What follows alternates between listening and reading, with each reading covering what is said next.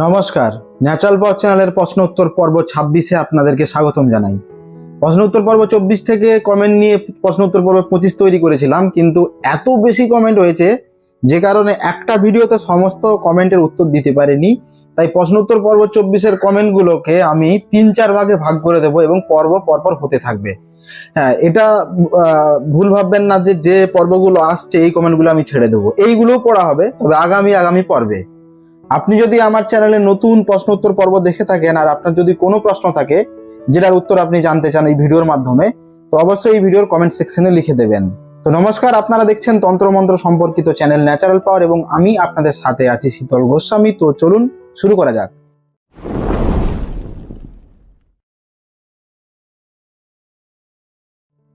প্রথম কমেন্টে চলে আসছি, লিখেছেন আয়েশা গেমিং, দাদা দাঁতের যন্ত্রণা নিয়ে একটা ভিডিও বানান, আমার খুব দাঁতের যন্ত্রণা। এই বিষয়ে আমি ভিডিও করেছিলাম, আপনি না দেখে থাকলে কার্ডে ক্লিক করে ভিডিওটি দেখে নেবেন। তাও বলে দিচ্ছি, আপনি যদি নিজের হয়ে থাকে তাহলে একটু সমস্যা, যে মন্ত্রটা দেবো সেটা নিজের ক্ষেত্রে করা যায় না, অন্যের জন্য করা যায়। নিজের ক্ষেত্রে কি করতে হবে সেটাও বলে দিচ্ছি। যদি আপনার বাড়ির কারো দাঁতের যন্ত্রণার সমস্যা থাকে বা রোগ থাকে, তাহলে আপনি যখনই ঘুম থেকে উঠেন না কেন সেই রোগীকে বলবেন মুখ না ধুতে, সেই রোগী যেন বাসি মুখে থাকে, যার দাঁতের গোড়ায় সমস্যা। সেই রোগী বাসি মুখে থাকা অবস্থায় আপনি আজকের ভিডিওতে এই এখন যে মন্ত্রটি বলছি ওটি বলবেন এবং মাথা থেকে বুকের দিয়ে ফু দেবেন, বলবেন ফু দেবেন, বলবেন ফু দেবেন, শেষে বেশি দুটো ফু দিবেন। মানে 3 বার মন্ত্র পড়া হলে 5টি ফু দেওয়া হবে। মন্ত্রটি হচ্ছে অন্তরস দন্তরস সুরস কুরস কুমারের রস 32 পাঁচরের রস, জানি আগে নাহি কয় তার সর্বংশ নিবংশ যায়, ফকির কয় সনাতন অমুকের দন্তরস নাহি রয়। অমুকের জায়গায় রোগীর নাম দেবেন। এবার নিজের ক্ষেত্রে তো আপনি নিজের মুখে এবং মাথায় ফু দিতে পারবেন না, সেক্ষেত্রে এই যে গাছটি দেখছেন এই গাছটিকে আমি বলি মেড়ামেড়ি গাছ, অনেকে বলে বনকুল গাছ। এই গাছকে আপনি শুক্রবার দিন গোটা সুপারি দিয়ে নিমন্ত্রণ করে আসবেন যে আমি আমার দাঁতের যন্ত্রণার জন্য বৃক্ষ তোমাকে আমি নিয়ে যেতে আসছি, এবং গাছ তোলার মন্ত্র বলে গাছটিকে জাগিয়ে চলে আসবেন। গাছ তোলার মন্ত্র ভিডিও দেওয়া হয়েছে, দেখে নেবেন, আমি ডেসক্রিপশনে তবু লিঙ্ক দিয়ে দিচ্ছি। এবার শনিবার দিনে গাছের ডাল ভেঙে নিয়ে এসে ছোট টুকরো করে এটা ছিদ্র করবেন, তার ভিতর দিয়ে সাদা সুতো গলিয়ে, আপনার যদি বাঁ দিকে দাঁতে ব্যথা হয় তাহলে ডান দিকে হাত ধারণ করবেন ওই পুঁতিটা, মানে ওই ডালে ছিদ্র করে সুতো গলিয়েছেন। আর যদি আপনার ডান দিকের দাঁতের সমস্যা হয় তাহলে বাঁ হাতে ধারণ করবেন ওই পুঁতিটা। এমন করলে আপনার দাঁতের যন্ত্রণার রোগ একদম আরোগ্য হয়ে যাবে। চলে যাই এর পরের কমেন্টে, লিখেছেন বিকি প্রধান, গুরুজি কাঠবিড়ালির লেজের লোম কি কাজে লাগে? কাঠবিড়ালির লেজ দিয়ে হাঁপানি, যাদের শ্বাসকষ্ট হাঁপানি রোগ আছে তাদের কবচ হয়। শনিবার বা মঙ্গলবার দিন কাঠবিড়ালি ধরে তার পিঠ থেকে 3টি লোম তুলে নিতে হবে, তার সাথে যোগ করতে হবে মাল কাঁকড়া ঘাসের শিকড়। মাল কাঁকড়া গাছটি কেমন আপনি দেখে নিন।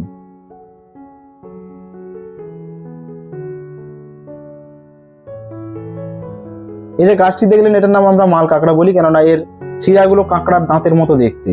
এই মাল কাঁকড়ার শিকড় আর ওই শনিবার মঙ্গলবার দিন ধরে কাঠবিড়ালির পিঠের 3টি লোম দিয়ে একটি মাদুরি তৈরি করে ধারণ করলে শ্বাসকষ্ট হাঁপানি রোগ সেরে যায়। এরপরে কমেন্ট লিখেছেন হনেস্ট গেমার, গুরুজি কোনো দর্পণ বা চালান করার কর, মানে পর লিখতে কর লিখেছেন, কাটান করব কেমন করে? এটা তো একটা ভার, মানে ভার বা ভারণকে হচ্ছে দর্পণ বলা হয়। আপনি 2টি মন্ত্র দিয়ে কাটান করতে পারেন। যাকে দেখাচ্ছেন তার সে নিশ্চয়ই আপনার সামনে আছে। যখন আপনি ছবিটা আউট করতে চান, মানে আয়নার থেকে বা জল থেকে ছবিটাকে মুছে ফেলতে চান, ঘরটা কাটাতে চান, তখন এই মন্ত্র পড়তে পারেন।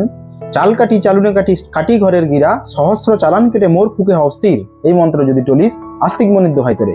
অথবা এটি বলতে পারেন ভার কাট সম্ভার কাট মত্তে দিয়ে পা, আপনি ভার কাটছেন জগৎ গরিমা কারাগ্গায়, দেবী দুর্গার আজ্ঞায় শিগগিরি কাট শিগগিরি কাট শিগগিরি কাট। এইভাবে করলে আপনার দর্পণটা কেটে যাবে। আর এই যে মন্ত্র দুটো বললাম এটা দিয়ে হাত চালন, যে কোনো ভারণ, নোড়া ঘুরানো, কুলা ঘুরানো, সমস্ত কিছুর ভার কাটা যায়। এর পরের কমেন্ট করেছেন বাপন দেবনাথ, গুরুদেব প্রণাম নেবেন। গুরুদেব 2 বছর আগে আমার মা হঠাৎ করে অসুস্থ হলো, ডাক্তার দেখালাম, একবার এক এক রকম সমস্যা বললো, লাস্ট ক্যান্সার বললো, আর 3 মাসের মধ্যে শুকিয়ে কাঠ হয়ে মারা গেল। কিন্তু ক্যান্সারের কোনো প্রকার লক্ষণ ছিল না। তারপর আমাকে 1 বছরের মধ্যে ওই বাড়ি থেকে উঠে অন্য জায়গায় চলে যেতে হলো, এমন কিছু পরিবেশ তৈরি হলো। কেউ কিছু করলো না, দয়া করে বলে দিন। দেখুন, গণনা করার জন্য তো লাইভে তো কখনোই সম্ভব না, আপনাকে আলাদাভাবে ফোন করে নাম, ছবি, গোত্র, জন্মস্থান সবকিছু বলতে হবে, তাহলে তো পরিষ্কার বলা যায়। তবে এইটুকু আপনার কথা শুনে বোঝা যাচ্ছে এটা কিছু রোগ মানে যে ক্যান্সার মানে হয়ে মারা গেল অথচ কোনো রোগ ধরা পড়লো না, এই যে কেসগুলো ঘটে, নাড়ি কাটা, ভিতরে নাড়ি ভুড়ি পচে গেছে, শুকিয়ে মরে যাওয়া, এর পিছনে কিন্তু তান্ত্রিকের অনেক হাত থাকে। শুকনো বান মারা, নাড়ি কাটা বান, রক্তচোষা বান, বিভিন্ন রকম বান হয়। এই বান দিয়ে একজনকে অনায়াসেই শুকিয়ে মেরে ফেলা যায় ধীরে ধীরে। আর দ্বিতীয়ত, আপনার বাড়ির কোনো একজন ব্যক্তির উপর যদি বারবার তন্ত্রক্রিয়া করা হয়, তো বাড়ির বাকি যে ব্যক্তিরা আছে, পরিজনরা আছেন, তাদের উপরও কিন্তু কিছুটা প্রভাব পড়ে, এবং তার সাথে আমার বাস্তুর উপরও পড়ে। কেননা তান্ত্রিকরা সবসময় আপনাদের বাড়ির কোনো কাউকে টার্গেট করলে সবার প্রথমে ওরা বাড়িটাকে টার্গেট করে, বাড়ির বন্ধন কাটা, বাড়ি খারাপ করা, বাড়ি ভেদ করে তবেই গিয়ে কোনো একজনকে ধরে মারার জন্য বা কালো জাদু করার জন্য। গণনা করার জন্য অবশ্যই ফোন করবেন বা হোয়াটসঅ্যাপ করবেন। আর আপনার মায়ের যদি বিগত কোনো ছবি থাকে সেটা অবশ্যই আমার দরকার গণনা করার সময়। এরপরে কমেন্ট লিখেছেন সুনীল হাঁসদা, দা নমস্কার, ভীষণ ভালো লাগলো, ভালো ও সুস্থ থাকবেন, শুভ সন্ধ্যা, ওম নমঃ শিবায়। ওম নমঃ শিবায়। ওম ত্র্যম্বকং যজামহে সুগন্ধিং পুষ্টিবর্ধনম উর্বারুকম বন্দনান মৃত্যুর মুখে মামৃতাতুম। এরপরে লিখেছেন মামার জানা, আপনার মতো কাজ হয় কিন্তু একটা দুঃখ লাগে হোয়াটসঅ্যাপ গ্রুপে অ্যাড হতে পারেনি। হোয়াটসঅ্যাপ গ্রুপে অ্যাড হওয়ার জন্য পেমেন্ট করলে জয়েন হতে পারবেন না। যদি আপনি ভারতের বাইরের কেউ হন তাহলে হোয়াটসঅ্যাপে আমার মেসেজ করুন, জয়েন হতে ইচ্ছুক, ভয়েস পাঠান বা লিখুন, ফোন করবেন না হোয়াটসঅ্যাপে। যদি আপনি ভারতের বাইরের হন সেরকম পেমেন্ট অপশন দিয়ে দেবো, পেমেন্ট করলে অবশ্যই জয়েন হতে পারবেন, দুঃখ করার কিছু নেই। এরপরে লিখেছেন সানি নাথ, দাদা ভালো আছেন? মায়ের দয়া হলে তার জন্য ঝাড়া মন্ত্র দিলে ভালো হতো। মায়ের দয়া বা পক্স বসন্ত হলে বিভিন্ন রকম ওষুধ হয়, বিভিন্ন রকম ওষুধ হয়। আমি আপনাকে একটা সহজ ওষুধ বলে দিচ্ছি, এটি আপনি করতে পারেন। তবে বলি কি, গাছপালা চেনার ভুলে বিভিন্ন ভুল চিকিৎসার কারণে রোগীর কিন্তু ক্ষতি হয়। তার জন্য নিজ দায়িত্বে করবেন। যদি মনে হয় আপনার বুঝতে কোনো সমস্যা হচ্ছে বা গাছপালা চিনতে পারছেন না, ডাক্তার দেখান বা লোকাল কবিরাজ দেখান, আমার ভিডিও থেকে করতে যাবেন না। আপনার উত্তর আমি দিয়ে দিচ্ছি। বসন্ত বা পক্স বা মায়ের দয়া, যাকে ইংরেজিতে বলা হয় চিকেন পক্স, এই রোগের উদ্গমকালে নির্ধারণ করতে হয়। এই বসন্ত শরীরের কোনো স্রোতকে দূষিত করে সৃষ্টি হয়। সূচনাকালেই বয়স অনুপাতে হলুদের গুঁড়ো 8 গ্রাম থেকে 1 গ্রাম মাত্রায়, উচ্ছে পাতার রস 1 চামচ একটু গরম করে সেই রসে মিশিয়ে দিনে 2 থেকে 3 বার খেতে হবে। এই যোগটি ব্যবহার করার ফলে সবকটা ফুসকুড়ি গুটিয়ে বেরিয়ে আসবে এবং পেকে শুকিয়ে আসবে। প্রায়ই দেখা যায় বসন্ত গুটিকা শুকিয়ে যাওয়ার পর আবার শরীরের গাঁটে গাঁটে ফোড়া বেরিয়ে আসে, আবার হাতে পায়েও জ্বালা হতে থাকে। এই সব উপসর্গ মুষ্টিযোগে দূর হবে। উচ্ছে পাতার রস হাতের তালুতে ও পায়ের তালুতে রাত্রে শোয়ার সময় লাগিয়ে শুতে হবে। এছাড়াও যে দুটি মন্ত্র আমি পরপর বলে দিচ্ছি, প্রতিটি মন্ত্রই 3 বার করে পড়তে হবে, 3 বার করেই ফুঁ দিতে হবে। 3 সন্ধ্যাবেলা, মানে পরপর 3 দিন সন্ধ্যাবেলা রোগীকে ঝাড়ফুঁক করতে হবে। প্রথম মন্ত্র হলো আসুদ গাছে ডাকুর ডুকুর মাকড় জালের ছাওয়া, রস জ্বর বায়ু জ্বর প্রবদ জ্বর হেতা কেন মিলা, রস জ্বর বায়ু জ্বর প্রবদ জ্বর যে মোকামে এলি জ্বর সে মোকামে পালা, তারাগায় সীতা শ্রীরামচন্দ্রের আগায় শিগগিরকার শিগগিরকার শিগগিরকার। দ্বিতীয় মন্ত্র হলো দূর মাথা ব্যথা জ্বর করো পানি, নন্দর বেটা হরি বলে আমি ভালো জানি। এছাড়াও ওই ফুসকুড়ির উপর লাগানোর জন্য কমলা রঙের যে সিঁদুর হয়, সেই সিঁদুর নারকোল তেলের সাথে মিশিয়ে গাঢ় গাঢ় মাত্রায় করে ওই ফুসকুড়ির ওপর একটু একটু একটু করে লাগাতে হবে। এরকম করলে ফুসকুড়িগুলি আস্তে আস্তে শুকিয়ে যাবে। আর এই প্রলেপটি আপনি কোনো পাথর বাটির ওপর গুলবেন। এরপর লিখেছেন অঙ্কন। নমস্কার গুরুজি, প্রশ্ন উত্তর 23-এ একটা প্রশ্ন করেছি, উত্তর পেলাম না। প্রশ্ন হচ্ছে কোনো কাজ তাড়াতাড়ি শিখতে পারি, সেজন্য কোনো তন্ত্র যদি থাকে, কোনো কাজ, কোনো তন্ত্র, কোনো কর্ম তাড়াতাড়ি শিখতে গেলে, তাড়াতাড়ি মনে রাখতে গেলে দিমাগ বা আকাল লাগে, আকাল বা দিমাগ লাগে। কোনো মন্ত্র দিয়ে হয় না। শিখার ক্ষমতা মুখস্থ বিদ্যার জন্য দিমাগ লাগে, কোনো মন্ত্র দিয়ে এরকম করা যায় না। ওই জন্যই মনে হয় গতবার উত্তর দিইনি। বেতাল গাছের শিকড় কোথায় পাবো, এটা কে লিখেছেন? গীতা সেন। দেখুন জঙ্গলে পাবেন, আমি তো গাছের পরিচয়টা দিয়ে দিচ্ছি। এটি হলো বেতাল গাছ, দেখে নিন। বেতাল গাছ একজনের বাড়িতে ছিল, আনতে গেছিলাম, এর গিয়ে দেখি সব থেকে বড় বেতাল যেটা, সেটাকে ছিঁড়ে পুকুর পাড়ে ফেলে রেখেছিল। এই পুকুর পাড়ে এই গাছটা হয়েছে, এদিকটা পুরো মরে গেছে, আর আগা থেকে ডগ থেকে সবুজ গাছ বেরিয়েছে। এটা পুরো এখান থেকে উপড়ে মানে কেটে না কি করে ভেঙে যায় না, পুকুর পাড়ে 5 ঝাড়ে পড়েছিল। ওদিকটায় দেখছি গাছটা হয়েছে, মানে গাছটা হবে। আর চারা তুলতে গেলাম, যে বেতাল চারা এইটুকু চারাটা তুলতে গেলাম, তুলতে গিয়ে কী হলো, মাঝখান থেকে ছিঁড়ে গেল। এবার লাগিয়ে দেখি কতটা কি হয়। ভালো করে দেখুন, বেতাল কিন্তু এরকম দেখতে, পাতাগুলো একবারে সরু সরু হয়। এই যে এখানেও করার থাকে, আর ডগে পাতাগুলো আবার খেজুর পাতার মতো নরম হবে। যত বড় গাছটা এই হোক না, এরকম থলথল করবে, আর সরু সরু। এই যে এত বয়স্ক গাছ, তবুও দেখুন না কেমন। ভালো করে দেখিয়ে দিই। এবার কত বিচ্ছেদ করার আছে করে দেবো। লাগ নারদের দ্বন্দ্ব লাগ, কারাক গাই ভোজ রাজার গাই মুখে মুখে নারদের দ্বন্দ্ব লাগ। এরপরে লিখেছেন রয়্যাল এনফিল্ড ক্লাসিক 350 না 350 না, লিখেছেন 3505। দাদা নমস্কার, ভিডিওটা লাগলো? কি লাগলো বললেন না তো।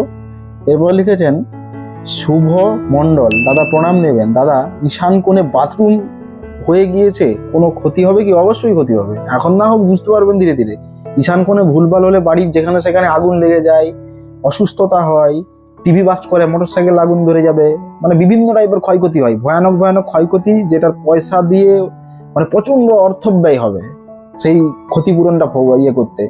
এর ওষুধ আর কি, এর ওষুধ হচ্ছে ওই ওই বাথরুমের পাশে কোনো বাড়ি করতে হবে না, এই বাথরুমটাকে উড়িয়ে দিতে হবে। ওখানে বাথরুম রাখা যাবে না, চেম্বারও রাখা যাবে না, ওর পাশে কোনো বাড়ি করতে হবে আপনাকে, যাতে ঈশান কোণটা ভরাট হয়ে যায়, ঈশান কোণটা ওইটা ঈশান কোণ থেকে সরে গিয়ে ঈশান কোণে কোনো বাড়ি হয়ে যায়, এরকম কিছু করতে হবে, না হলে কোনো উপায় নেই। এরপরে লিখেছেন সাহাবিয়া খুব সুন্দর, আমি আপনার বিদ্যাগুলো ভালো কাজে ব্যবহার করতে চাই, অনুমতি দিন। ঠিক আছে, করবেন, অবশ্যই করবেন, ভালো কাজ, ইমার্জেন্সি কাজগুলো অবশ্যই করবেন, আর বশীকরণ কালো জাদুর জন্য পারমিশন নিয়ে করবেন। এরপরে কমেন্ট করেছেন এস রায়, দাদা নবগ্রহর যত সমস্যা আছে তার থেকে মুক্তি পেতে একটা উপায় বলুন। দেখুন, জব তো অনেক রকম মন্ত্রের হয়, কতটুকু আপনার জব করার ক্ষমতা আছে, কতটা শ্রদ্ধা ভক্তি দিয়ে জব করছেন, কতটা অ্যাক্টিভ করতে পারছেন, তার উপর নির্ভর করে কিন্তু আপনার প্রতিকার বা সমাধান হবে। তার থেকে আপনি ডালিম গাছ বা বেদানা গাছের পর গাছা জোগাড় করুন, ওই গাছের উপর অন্য কোনো জাতের গাছ হলে সেই গাছ দাঁতে করে ছিঁড়ে নিয়ে এসে ধারণ করে থাকুন। নবগ্রহ পীড়িত, নবগ্রহে যত রোগ, নবগ্রহ জন্য যত রকম সমস্যা আপনার হয়, সেগুলোর থেকে আপনি মুক্তি পাবেন। তাছাড়া এই মন্ত্রটি আপনি প্রতিদিন সকালে একবার বলবেন বুকে ফু, আবার বলবেন বুকে ফু, আর একবার বলবেন বুকে ফু দিয়ে বাইরে বেরিয়ে যাবেন। এতে করে গ্রহ দোষে বা গ্রহের প্রকোপ থেকে আপনি সুরক্ষিত থাকবেন। মন্ত্রটি হচ্ছে ওং কাতুরি কাতুরি পরশুরামের কাতুরি, রে রে কাতুরি মোর বলো ধরিম, যেখানে পাঠাম সেখানে জিম। ওং ভূত কাটিমো, ওং প্রেত কাটিমো, ওং কাংড়া কাটিমো, ওং দাড়ি মোড়া কাটিমু, ওং বামসিঙ্গার কাটিমু, ওং ব্যাধি অস্তি কাটিমু, ওং বহুদস্তি কাটিমু, ওং নজর দোষী কাটিমু, ওং গ্রহদোষ কাটিমু, ওং কালী সিঙ্গার কাটিমু, ওং দেবী সিঙ্গার কাটিমু, ওং পুলুপ সিঙ্গার কাটিমু, ওং সুখমোদ রঙ্গ কাটিমু, ওং আমার সর্বদোষ কাটিমু। কাট কাট কালী মাতার সীতা শ্রীরামচন্দ্রের আজ্ঞায় শীঘ্রকাট, কুম্ভকর্ণ কাতুরের আজ্ঞায় শীঘ্রকাট শীঘ্রকাট শীঘ্রকাট। এরপরে কমেন্ট করেছেন তারক বৈরাগী, গুরুদেব বন্ধুকে বশীকরণ করার কোনো টিপস দিন প্লিজ গুরুদেব। একটি চন্দ্রমা নকশা দিচ্ছি, এই নকশাটি ভালো করে দেখে নিন।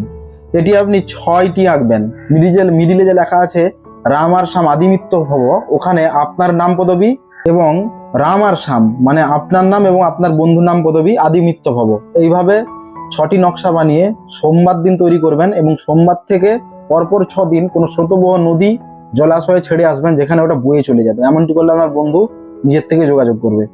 আজকের পর্ব এইটুকুই ছিল, যদি ভালো লেগে থাকে অবশ্যই লাইক করে যাবেন। এই তথ্য আপনার বন্ধু এবং আত্মীয় স্বজনকে জানানোর জন্য শেয়ার করতে পারেন।